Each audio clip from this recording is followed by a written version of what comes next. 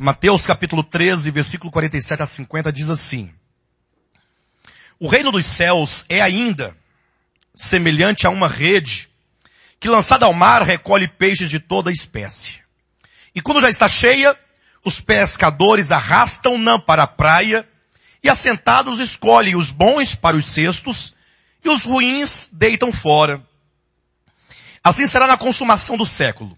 Sairão os anjos e separarão os maus dentre os justos e os lançarão na fornalha acesa. Ali haverá choro e ranger de dentes. Queridos, por que Jesus falava por meio de parábolas? Alguém sabe falar? Por que Jesus falava por meio de parábolas? Inclusive, essa pergunta que eu estou fazendo aqui, ela não está muito correta. Ela está, talvez, um tanto incompleta. Porque essa foi uma pergunta que os discípulos fizeram a Jesus Cristo. Está em Mateus capítulo 13. Se vamos observar, a partir do versículo 10, nós vemos o momento em que os discípulos questionam a Jesus Cristo dizendo: por que lhes fala por parábolas? Olha a pergunta: por que lhes fala por parábolas? No sentido, seria traduzido assim: por que o Senhor fala a eles por parábolas? Ou seja, quando Jesus Cristo falava às multidões, ele usava o método de parábolas. Entretanto, quando estava com os seus discípulos no particular, dentro de uma casa, num certo lugar em que pudesse ter uma intimidade maior, Jesus não falava por parábolas. Tanto é que a resposta de Cristo é: eu falo a eles por parábolas para que eles não entendam. Para que eles vendo não vejam e ouvindo não ouçam. Ao passo que aos filhos do reino, esses mistérios são revelados. Então, na verdade, essas parábolas, elas trazem, na sua essência, revelações profundas acerca dos mistérios do reino de Deus. O reino de Deus consiste no mistério, de maneira que aqueles que não são eleitos, de maneira que aqueles que não são filhos, eles não podem entender esses mistérios.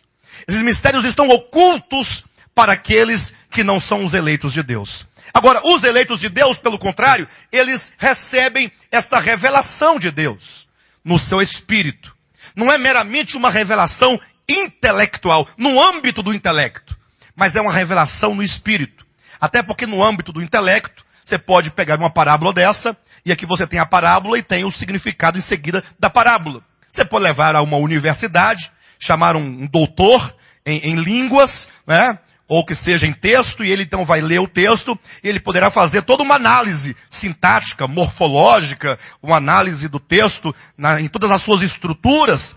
Entretanto, mesmo compreendendo o texto na sua objetividade, isso não significa que houve ali revelação. A revelação acontece no espírito humano.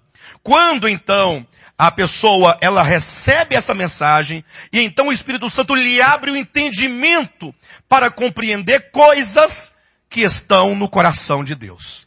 E nós estamos já algumas semanas nesse processo de receber tais revelações, de sermos ministrados por essas verdades, esses mistérios, que agora para nós já não são mais mistérios.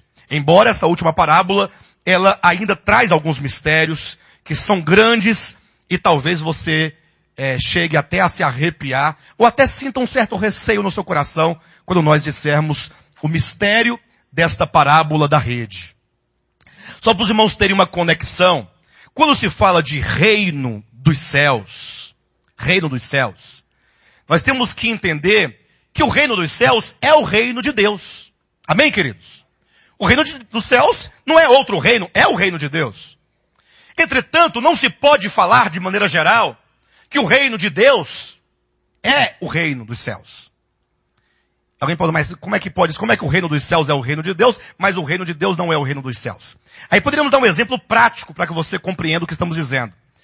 Se você está em um outro país, você está lá no Japão, digamos, e aí você esteja vindo para Brasília, você mora em Brasília. Você fala: vou pegar um avião para Brasília ou um avião para o Brasil? Você vai para o Brasil. Estou indo para o Brasil, está em outro país. Isso porque Brasília é Brasil. Ou não é? Brasília é Brasil. Entretanto, você não pode falar que o Brasil é Brasília.